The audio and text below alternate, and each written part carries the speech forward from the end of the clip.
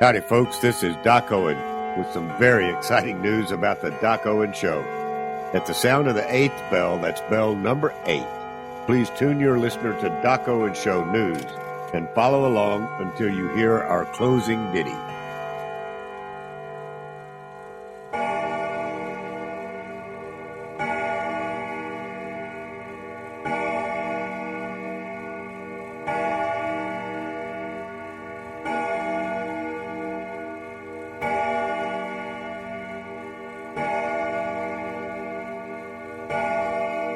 That was 8.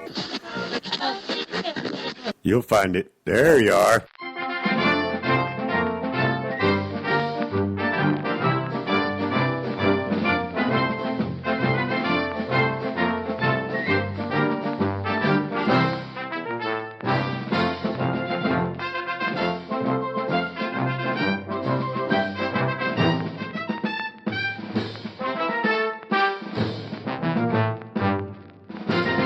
And now, the latest news on the Doc Owen Show. The one-year anniversary of the Doc Owen Show being on the air is September the 11th. Yes, we chose that date for very specific reasons. To celebrate, we are expanding our coverage from one night per week to 4 broadcasts per week. We call this series of shows Double Down Squared. They will start the Monday following our Thursday broadcast on 9/11. To listen, simply go to docowenshow.com and subscribe. We really hope you will like our new approach. The Monday through Wednesday broadcast will be 20 to 30 minutes each. News, events, actions, and thoughts for the day.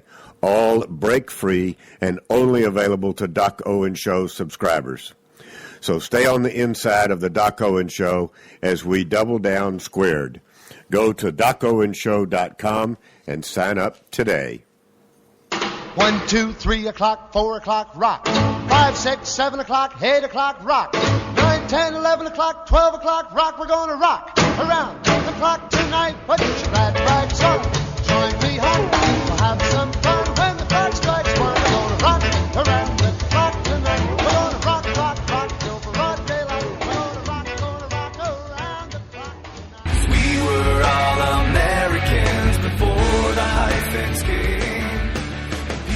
Care about who you were and less about your name.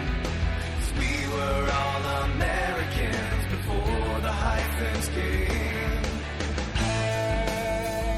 As you could tell, we tried something a little bit different this evening.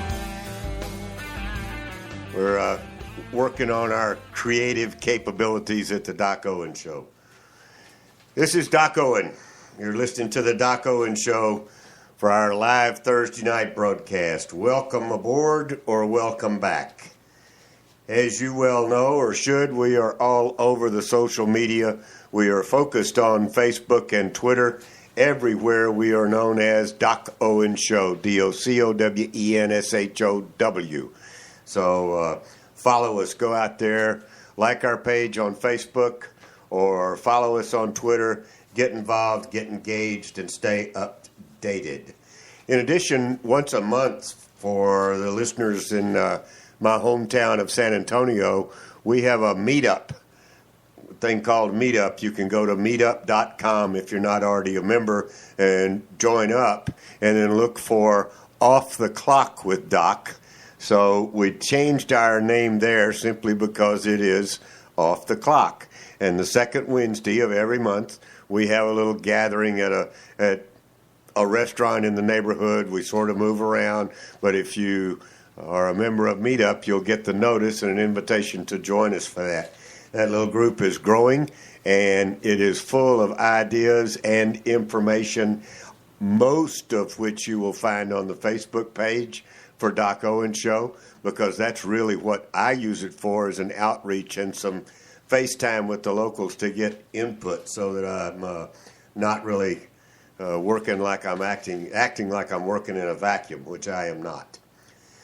As you know, we start these shows with a leadership quote, and this one in particular ties to some of the points and some of the things that I have said in shows past. This is from a fellow by the name of Gerald W. Johnson. If I remember, I'll be very impressed if you knew who that was. I did not, so I looked him up. He was born in 1890, died in 1960, I think, if I remember correctly. I don't have it right in front of me. But he was known as the most articulate spokesman for the liberal side of the House. He was a journalist, a very fine journalist. He wrote a lot. He also published works of fiction under the pseudonym of Charles North. He was from North Carolina. The quote says, "No man was ever endowed with a right without being at the same time saddled with a responsibility."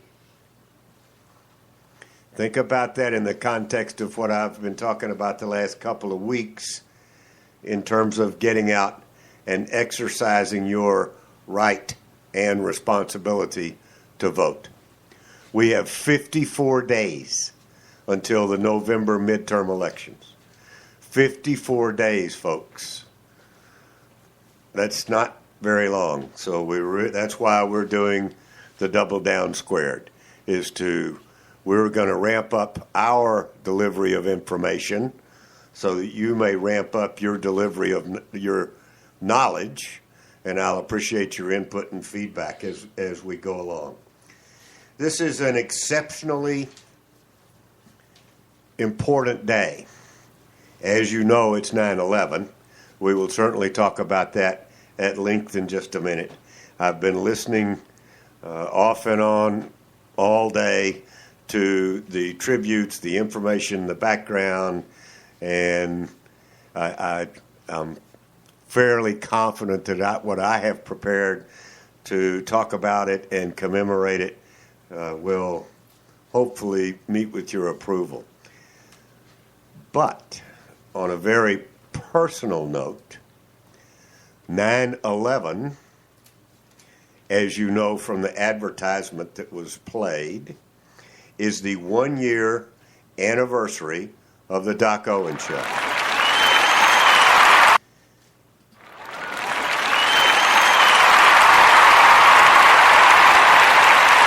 Thank you very much. I appreciate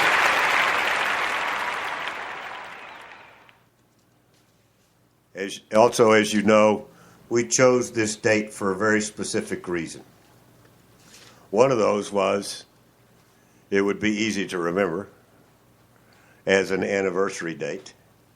So I'm very proud of the fact that we've been doing this for a year. I am humbled by how much I have had to learn. I can't imagine what else I have to learn as I go through this process of doing a weekly radio show. And now I'm going to be doing a weekly radio show plus 3 podcasts. So it's going to get pretty challenging, but I think we are up to it. The other reason that I liked the idea, and it was not part of the original design in picking the date was the ability to remember the date of the show started. And then it turns out that the show, we started on AM radio, to give you a little history, and we did the somewhat standard format, process, plan, template, whatever you want to call it, for a AM radio talk show. And we had call-ins, and we had conversations, and we had interviews. And after about 90 days of promoting the show to the audience that I really wanted to reach, which were the millennials, I realized that the AM channels were not the way to go. It was only reaching them when, after the show, we would create a podcast and they would listen to the podcast. And so, you know, the lights went off, the bells went off, whatever you want to call it, and I decided to take the show down the channel of really talking to and with millennials and about the challenges. Well, it turns out that when you take that approach, 9/11 is very, very significant because it is a December the 7th Pearl Harbor type day. It is an Alamo type day in Texas. It is a day that will forever live in our memories and not be forgotten.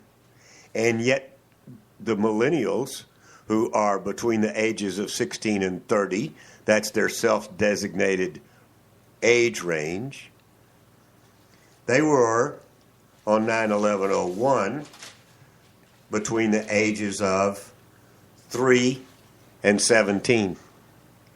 So think about that. The vast majority of them had very little background to know why 9/11 or what 9/11 or what to do about it. They just knew from their parents' reaction and what they heard and read in the newspaper and have learned in history books since then.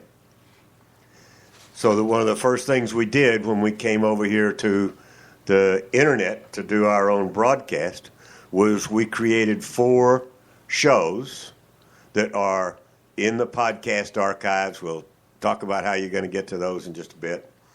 And they were called Docs America. And actually they were called, Docs America, the 60s, the 70s, the 80s, and the 90s.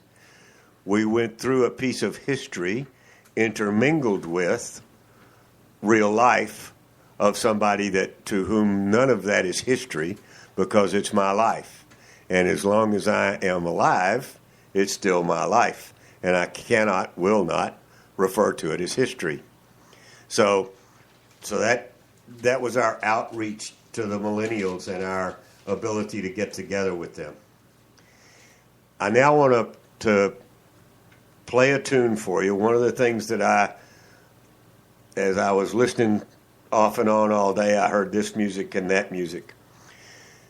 I have a tendency when it comes to music with words to like country and western genre, mostly because I can understand what they're saying.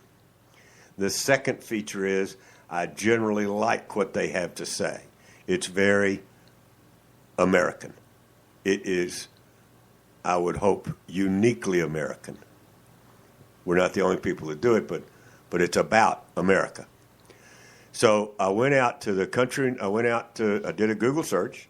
I wanted to know 9/11 memorial music, and I picked the top song, the number 1 rated by everybody out there, about 9/11.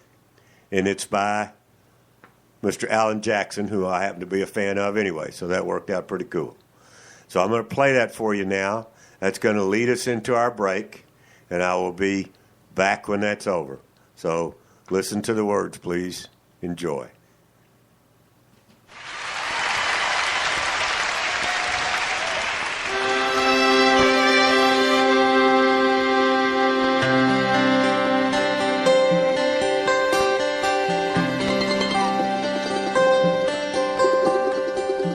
Where were you when the world stopped turning that September day?